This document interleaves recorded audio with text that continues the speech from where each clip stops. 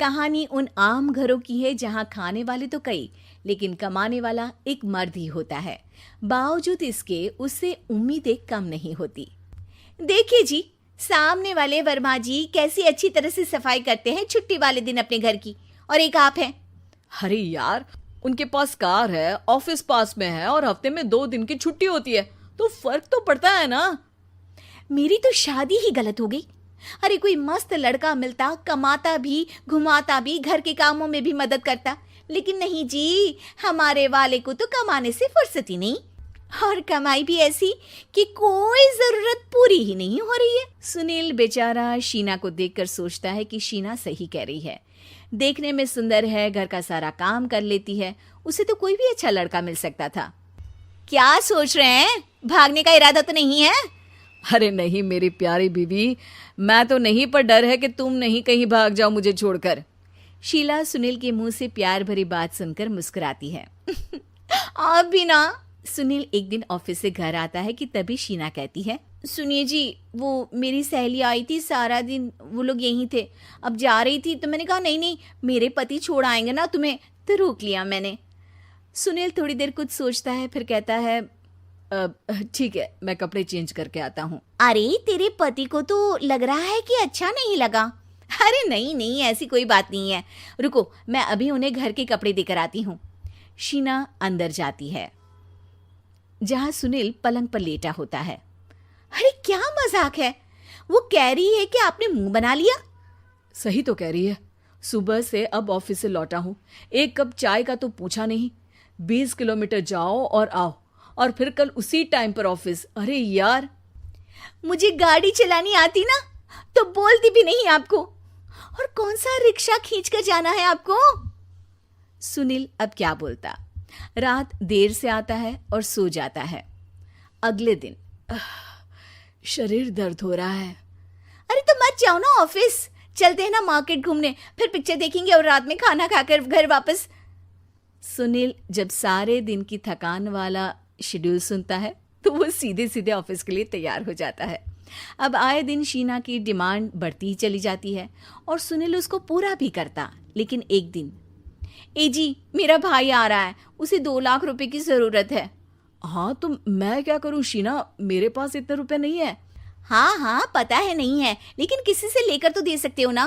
अरे मैं किससे मांगू, मेरे तो जानने में भी कोई नहीं है जिसके पास इतनी बड़ी रकम हो। तभी वहां शीना का भाई शीनू आ जाता है। जीजा जी कैसे हैं आप? अब मैं ठीक हूँ शीनू, अचानक इतनी बड़ी रकम की जरूरत कैसे पड़ गई? अरे जीजा जी, वो बिजनेस शुरू किया ना, तो उसके लिए पैसे की जरूरत है, काफी हो चुका है, थोड़ा पैसा बचता है तो मैंने सोचा आपसे ले लूं। अब देखो, मेरे ऑफिस में कुछ लोग हैं जिनकी सेविंग अच्छी है, मैं उन लोगों से बात करके देखता हूँ। सुनील ऑफिस से किसी से पैसे लेकर शीना को दे देता है। शीना वो पैसा भाई को दे देती है 2 महीने बाद। अरे यार शीना, वो ऑफिस वाला आदमी अपने पैसे मांग रहा है, कैसे दूं? अपने भाई से बोलो ना पैसे दे दे। अरे हाँ हाँ दे देगा, कहाँ भागा जा रहा है, आप उनको बोल दो कि दे देंगे। थोड़े दिन बाद, शीना वो आदमी मुझसे आज भी पैसे मांग रहा था यार, मैं तंग आ गया हूँ, ऑफिस जाते ही सामने उसका चेहरा दिखता है, क्या बोलूँ, बार बार पैसे मांगता है।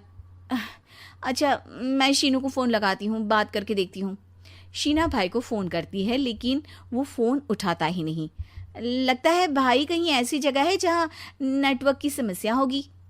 सुनील अगले दिन दोपहर को ही घर आ जाता है। उसका चेहरा उतरा और परेशान सा होता है, वो रोने लगता है।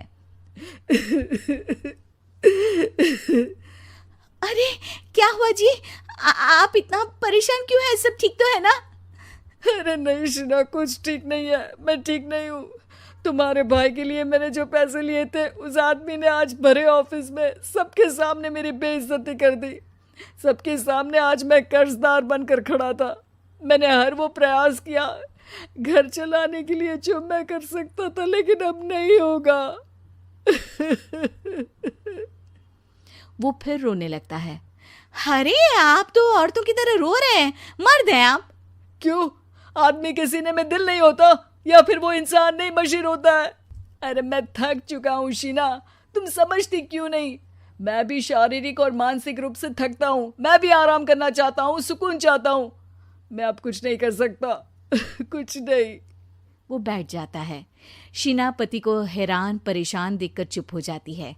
अगले दिन, सुनिए, ये लीजिए 2 लाख रुपये, उस आदमी को दे दीजिए और बोल दीजिए कि आज के बाद किसी को पैसे के लिए बेइज्जत ना करे।